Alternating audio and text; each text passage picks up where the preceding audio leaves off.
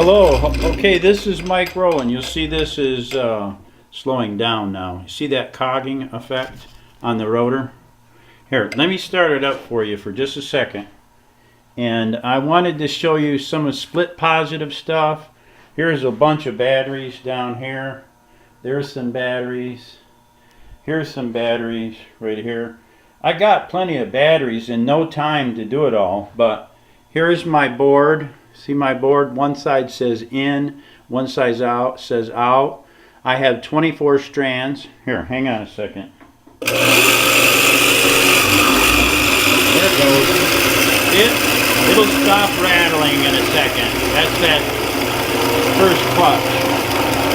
That's that. Oh, you should be seeing the voltage. There's your voltage and there's your amperage. 2.5 amps. 840 volts, 50 volts. Okay. Okay, let me shut it off for a second. See it going down? What this is a generator. It's not splitting the positive yet. I'm not doing that yet. But I showed you some of my batteries. I can do that. I can split the positive. And I fully intend to do that. And I'm going to be showing you every aspect, every detail of what is required. Now, I might not be the most advanced experimenter, but I'll be the only one showing you in its complete form. The rest of the people don't have time or the desire to do it. That's fine. But what I have to start with is just a common AC motor. What this experiment is showing that your damn school books are a lie. That's what it's about. So if you got a problem with that, you need to go somewhere else. This is your coil right here. There's 24 strands in this coil, not 2. It's not a bifilar wound coil. It's got 24 filar in this coil. That's 60 ounces. That's a great big coil. Look at the size of that pen there. This coil is that big around. It's that big around. It's huge. And it's just got little teeny half-inch magnets in there. See the rotor? See it cog? It's a generator. And I have a motor here. It's not a grinder motor. It's smaller than Thane Hines motor. It's just a little bitty dishwasher motor, and it takes about somewhere between 200 watts and less. As we proceed, you'll see what I mean. And this is my connection diagram board, or this is my connection board that I made that's huge. All right. Now the next one will be about as big around as your watch. I did this for you. The little teeny connection boards are very small, but you can't see them. I'm showing you, like I said, I'm showing you. I'm going to be the one showing you what's going on here. And I don't know if many of you understand what Turion has been saying. There's very few people who understand what's going on with the split positive and the Lenz-less generators. Now there's a few. Okay, so what am I doing? What am I doing? I'm taking a motor that's a regular amp burning motor, and I'm going to be showing you how much it takes to run that motor on this side.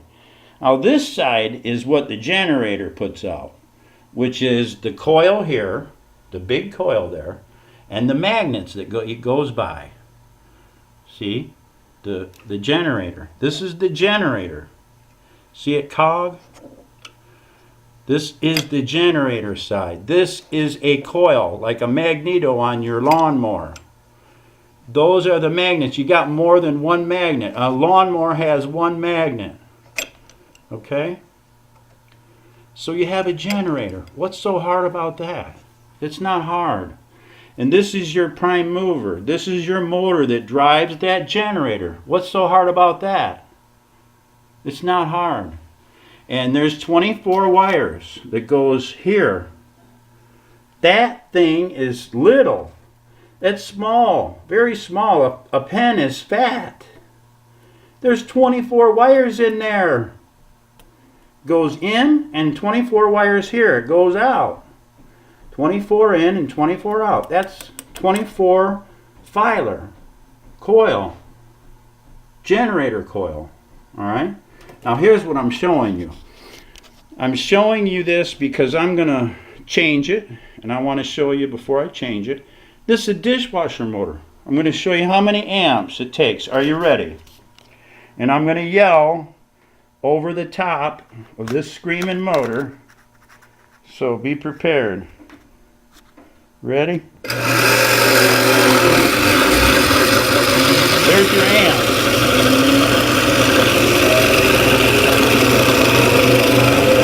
270, 2.5 amps, 2.7 amps. Generator side, 800 volts. It's almost up to speed. 2.4, 2.5 amps.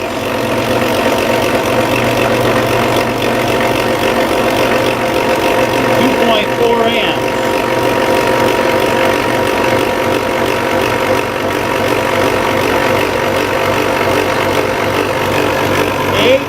850 volts.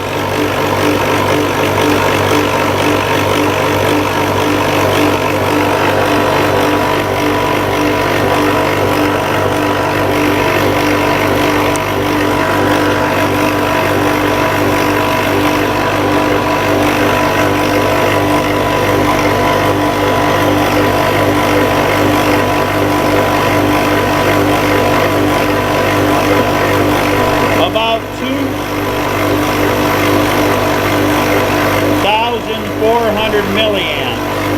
800 volts on the generator. Prime mover. 2.3 amps. Are you ready? I'm going to short this out.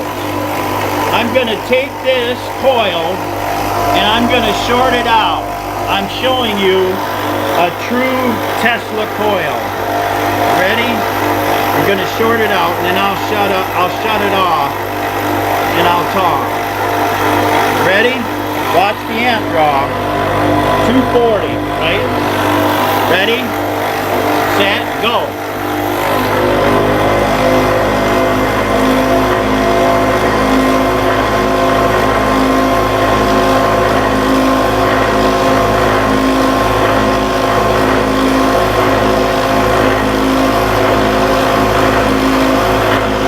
Did you hear it climb up? Now take it off. I'll take the short off again of the True Tesla Coil. Okay, it's off. There it goes back down again. See? It's slowing down. Can you hear it? It's slowing down. And the amp draw is rising.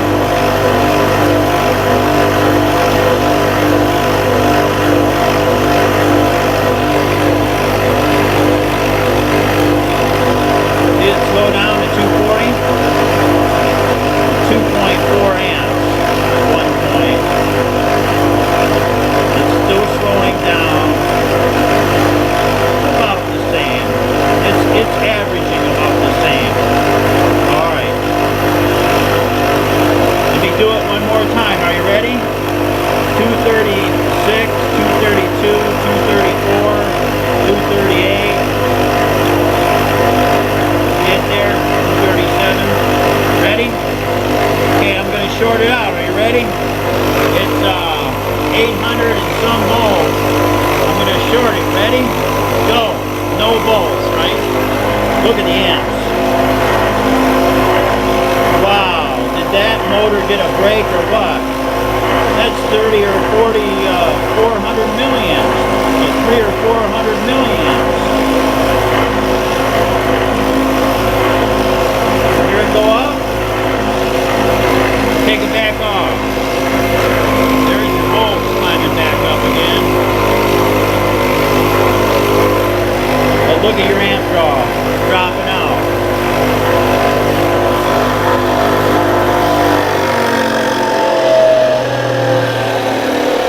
that's, I still haven't had time to change that rattly clutch, but it still works. I just want it to sound better. I don't want it to be so noisy in here. But you'll see the volts are dropping. Of course, the amps are off. I've unplugged it on the Variac. I can adjust it. Now watch it slow down and stop. It's a great big coil with magnets on it. See it cog at the end? See it get stuck there on the magnets? It's cogging. It's about a 1/16 of an inch away from the C-core. The magnets are maybe a little more. The point is that this motor speeds up when I engage it. Now I can run power also. I've got this light here. See this light? This little corncob light? We could run that light there. We'll just put this up to the motor while it's running, and we'll do that in a second. But I wanted to talk about this coil. Now if I add 3 or 4 more of these coils every time I add a coil, the amp draw goes down on this motor. It'll get to the point where this motor is not working as hard anymore. Instead of drawing 2.4 amps, it only draws 1.9 amps right now. If I hook the rest of these up, which only half of these are hooked up, it'll even be more. And I'll get more power out of it. Those are 24 connection points on one side and 24 connection points on the other side. You'll see that line there. I did this for you. Now I could have made it with the real small ones, so you can't see it. The little green connectors, you can't see that on camera. And they all go down these lines right here. There's 24 strands in this little bitty wire, and it goes in here 24 times. They're 175 feet each, and it comes back out. And that's what you're seeing on each side. Now what I have to do is I have to put number 1, see number 1? To number 1 over here on the in and the out. You'll see I'm putting them in series. When I get to number 11 strand, the magic starts on my RPM and my particular coil and my particular gap at the 11th strand. Right here. Right here. It starts out here on mine. It starts out here, number 1. Not very good camera, but it's enough to see. 1, 2, 3, 4, 5, 7, 8, and then over here, let's see if you can see any of these other numbers. This is 24, 23, 22, 21, 19, and then over here is, you know, another. That's the output. I showed you the input. Each one of them has a in and an out. See the numbers? You can barely see them behind the wires. But the point is these are all 175 foot coils, 24 of them, and then I hook them in series, which means I take the end of one and I put it to the beginning of the other until I have 11 strands, and that's when you see this coil make this magic. Okay, this is a Tesla coil, not that other stuff you've been hearing about for the last 100 years. This is a Tesla coil. It is if it wasn't there. What? Yes. This coil does not have any drag on this rotor. In other words, but it helps the rotor on the 11th strand. I just keep putting them in series, and it keeps making itself a storage device of voltage, and it becomes a capacitor at the same time. And Tesla said in one page, he had a one-page patent that told us about this, and he said nobody's looking at it. Nobody cares. They burnt down his lab. They took out his ability to relay the message, but he snuck in that one patent. That's a Tesla coil right there. It's an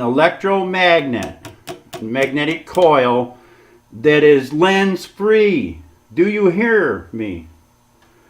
Now this is going to be used in conjunction with splitting the positive, but that's not on what I'm talking about right now. I'm talking about a generator,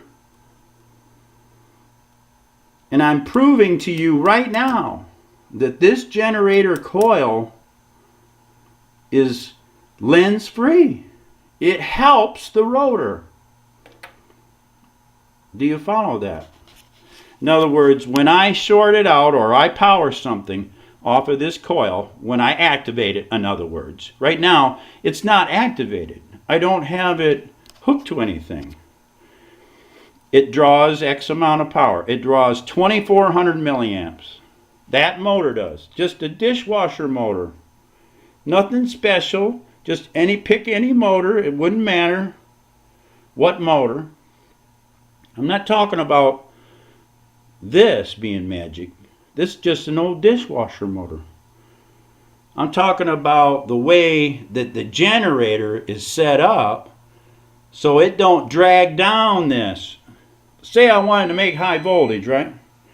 That's what I'm doing right in front of you. I'm making high voltage. I made 900 volts, 800 plus volts here. So that'd be fine, wouldn't it? Sure, it would be fine. If I took this old dishwasher motor and I turned that coil and magnets and I made 800 volts, well, that'd be a converter, wouldn't it? Sure it would. It'd be a rotary converter. But in this case, I'm not using standard Yale measurements or Harvard bullshit from the book. I'm using a Tesla coil. Now a Tesla coil does not pull down, drag down the motor. It speeds it up.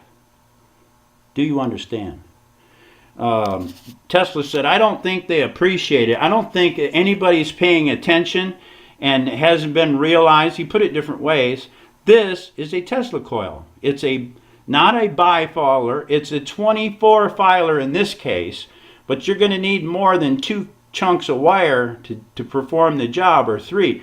This one is 24, and I'm using almost half of those 24, 11 strands, to get to the magic at around 3,000 RPMs on my particular coil, on my setup. Now, it's already Lenz free at about 6 or 7, right around 6 or 7 or 8. You can hardly see or feel any drag at all on it. But where the magic is where you get to see the amps actually be assisted and going up. Now what we can do is we can come down here real quick, and I'll get this corncob light hooked up, and we'll see what the RPMs are with it hooked up. All right, one-handed guy, right, with a camera, you know the drill. Okay, here it is. That cord's there. Now I got to hook this one up. Instead of shorting it across, we'll power something, and then we'll watch the meters, right? And we'll watch the light, and that'll be the end of the video. Okay, so what am I doing? I'm showing you what you don't know, which nobody tells you. So how the hell would you know? Nobody shows you in video. Nobody explains it to you. No, they don't. Not the way I'm doing it. This and this will be hooked together, and I will be powering that light, and you'll be watching the meters. I'm showing you a Lenz-free coil. The only difference is this coil right here. You put a magneto lawnmower coil in there, it's conventional.